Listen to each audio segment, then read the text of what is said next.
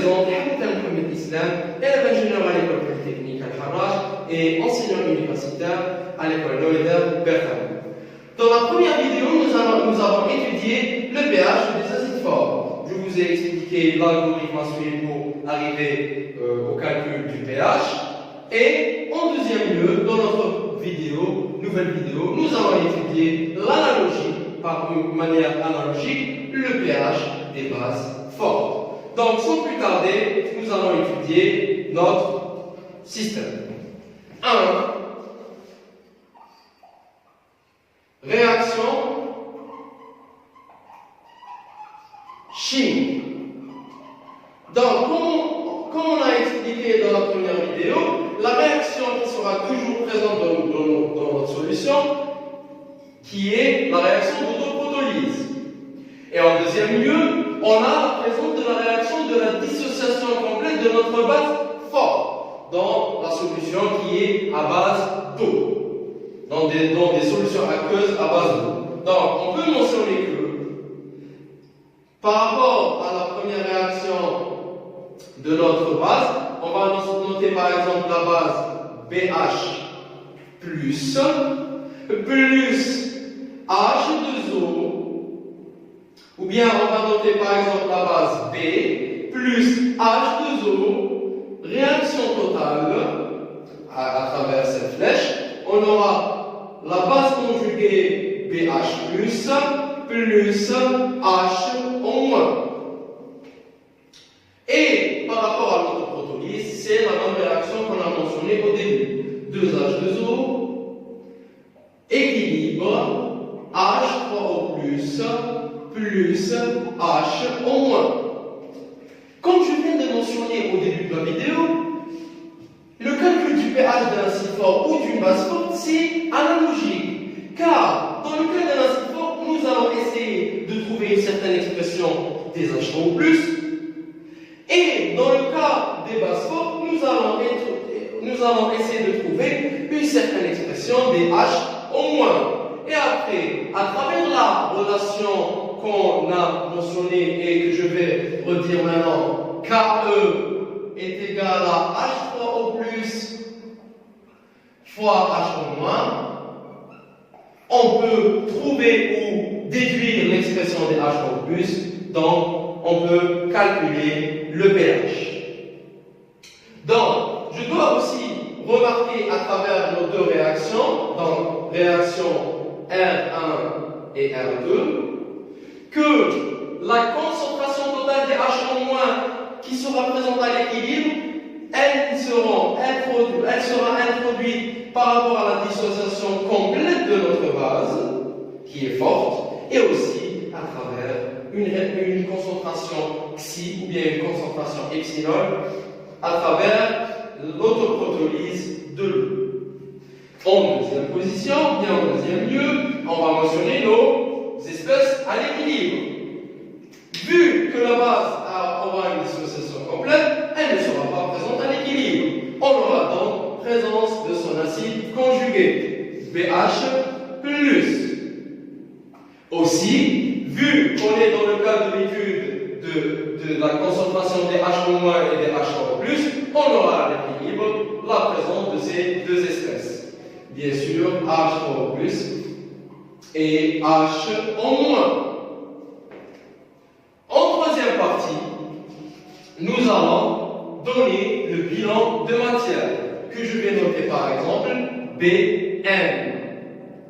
Le bilan de matière, on va l'introduire très facilement par rapport au tableau d'avancement. Si on dit que notre base plus H2O, réaction totale, ça va nous donner BH plus H en moins. À l'état initial, si on a une concentration C de notre base, H2O avec une certaine présence, avec une présence importante, on aura une concentration nulle et une concentration epsilon des H en moins, comme dans la partie acide K. La concentration epsilon, elle sera introduite par l'autoprotolyse de l'eau. À l'état d'équilibre, on aura plus présence de notre base, donc 0, plus. Ici, toute la concentration de la base sera transformée en concentration de l'acide conjugué, en note C, et ici, C plus epsilon. Donc, à l'équilibre, vu que le bilan de matière, je rappelle, il est noté à l'équilibre, on peut écrire que la concentration BH+ est égale à C. Quatrième partie, bilan électroneutralité, ou bien bilan de charge. Je vais rappeler le bilan d'électroneutralité qui a la forme suivante, qui a la définition suivante. La somme des concentrations des ions ayant une charge positive est égale à la somme des concentrations des ions ayant une charge positive. Donc, on va l'appliquer d'une manière très simple et à travers les espèces qu'on a mentionnées à l'étape numéro 2 de notre algorithme, on peut écrire que, par exemple, H3O+, plus BH+, est égal à H-. Et on va aussi comprendre, ou bien on va aussi donner une autre information par rapport à la concentration des H-.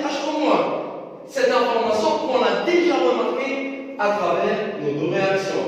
Car la concentration H- totale à l'équilibre, elle sera introduite d'une part par la dissociation complète de notre base forte et d'une autre part à travers l'autoprotolyse de l'eau. Cinquièmement, les constantes d'équilibre. Constantes d'équilibre. Dans notre cas, vu qu'on est en présence d'une base forte, c'est la même chose par rapport à l'acide fort. On n'a pas une constante d'équilibre par rapport à ces deux espèces. Par contre, on doit mentionner la constante d'équilibre KE qui est toujours utilisée en vue de l'utilisation des solutions aqueuses à base d'eau. Donc, on aura toujours l'autoprotolyse. Il faut toujours rappeler cette information. Très bien. Donc, on est arrivé à la cinquième étape. La cinquième étape, elle est cruciale car elle va nous mener maintenant à une étape très intermédiaire qui sont les hypothèses. On va essayer de donner certaines hypothèses. Il y a lesquelles, c'est le cas, on peut donner une, deux, voire trois hypothèses pour simplifier la résolution de notre problème. Car on doit mentionner aussi que si on place ici par KE sur H+, on peut trouver une certaine relation des H+ et résoudre le problème. Par contre, vu qu'on veut simplifier le problème à un état final, on va procéder à des hypothèses. Donc, hypothèse,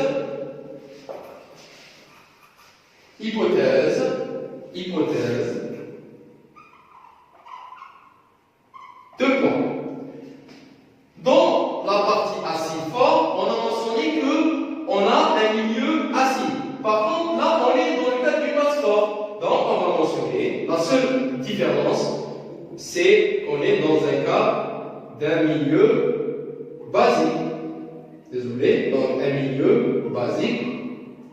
Quand vous voyez les jeunes, on remarque que par rapport au cas de l'acide fort, tout est analogique, même par rapport aux équations.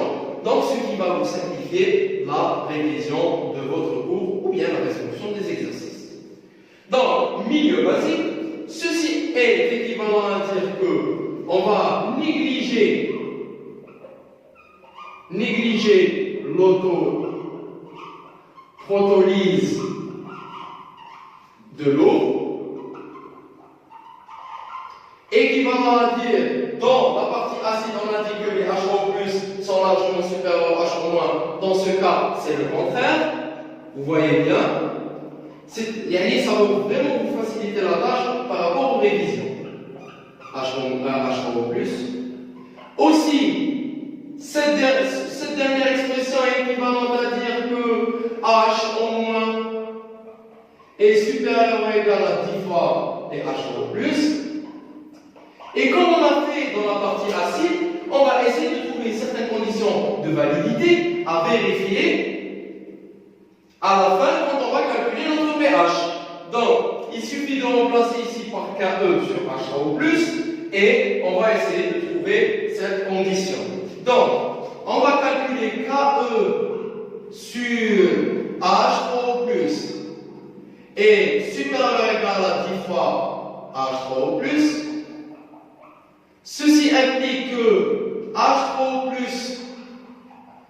au carré est inférieur ou égal à 10 puissance moins 14, comme je viens de mentionner, ou bien, voilà, je rementionne que c'est égal à 10 puissance moins 14.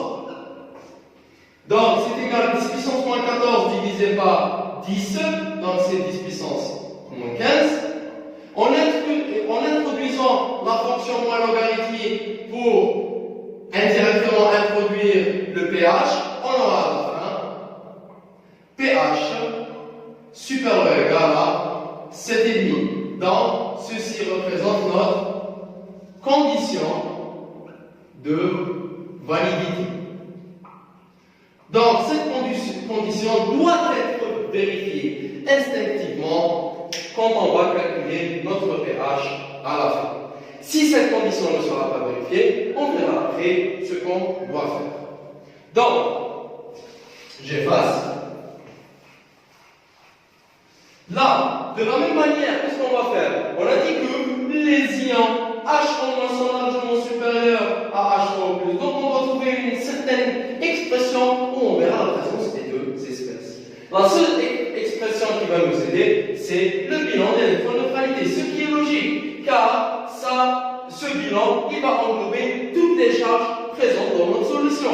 Donc, en d'autres termes, on va négliger les H3O+, devant les H3-, et on peut écrire implique notre nouveau système, et aussi sans oublier que la concentration des BH+, elle est égale à C, ceci est introduit par notre bilan de matière, et enfin on peut écrire que BH+, est égal à H-, et ceci est égal à travers le bilan de matière à C. Bon, là, on a un certain paramètre qu'on peut calculer qu'on le note POH. Les étudiants ont tendance à calculer un certain POH qui est moins logarithme de H en moins.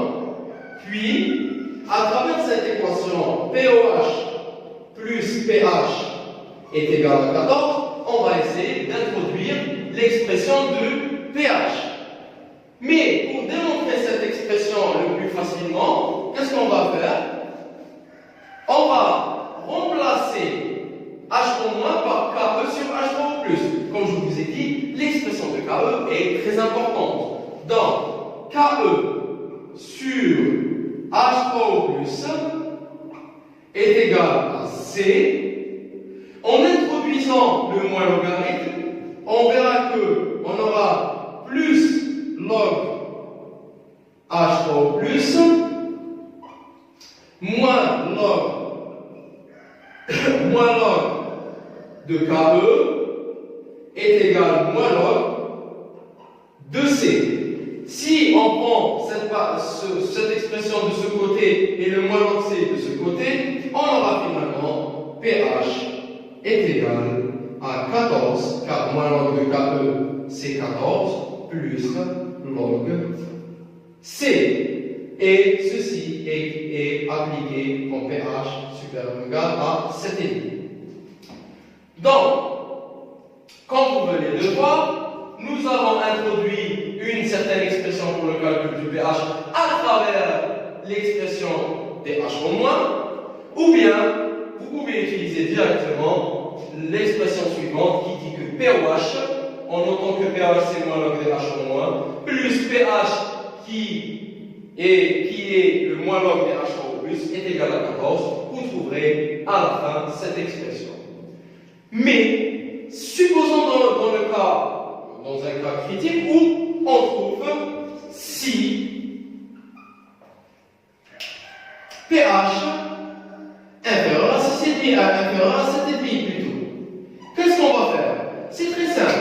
On va procéder à la négation de l'hypothèse qu'on a imposée. Ce qui veut dire dans ce cas, la concentration des HO+, n'est plus largement inférieure à celle des HO-.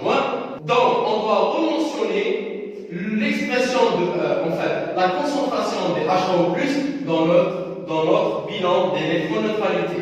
Et bien sûr, comme je vous ai dit dans la première vidéo, il faut toujours garder votre premier système qu'on a introduit dans la première partie comme matière première. Oui, à chaque fois où vous avez une négation d'une certaine hypothèse, vous allez revenir à ce système. Donc, à la fin,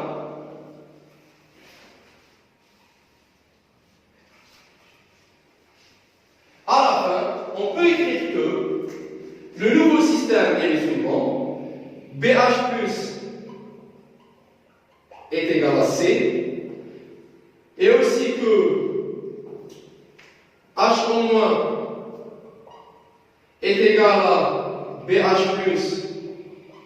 plus HO+. Et vous allez remarquer, en remplaçant ici par KE sur HO+, on verra qu'on va résoudre une certaine équation de second degré. On aura alors l'expression suivante. HO+ au carré plus C fois HO+ moins KE est égal à 0. En procédant à la résolution de cette équation de deuxième degré, on va trouver alors pH est égal à moins logarithme de moins C0 moins C plus C au carré plus 4KE divisé par 2. Et ceci représente l'expression de notre pH. En dernier lieu, je dois mentionner les jeunes que si vous trouvez, par exemple, vous allez faire le calcul, on va faire aussi des séries d'exercices, Inch'Allah. Si vous trouvez par exemple que votre pH dans ce cas est inférieur à 7,5 et vous allez retrouver la même situation ici, par exemple, ici vous allez trouver 7,3 et ici vous allez trouver 7,4. Mais ne vous étonnez pas, car ici, vous avez quand même pris en considération notre protolyse. Donc le pH qui sera calculé sera le pH qui sera considéré à la fin de notre étude. Donc en fin de vidéo, je vous encourage à mettre des commentaires si vous avez une interrogation ou une question par rapport à une étape de l'étude du pH des bases fortes. Sinon, je vous invite à voir les autres vidéos pour comprendre le chapitre équilibre acido-basique. Enfin, je vous remercie et à la prochaine fois.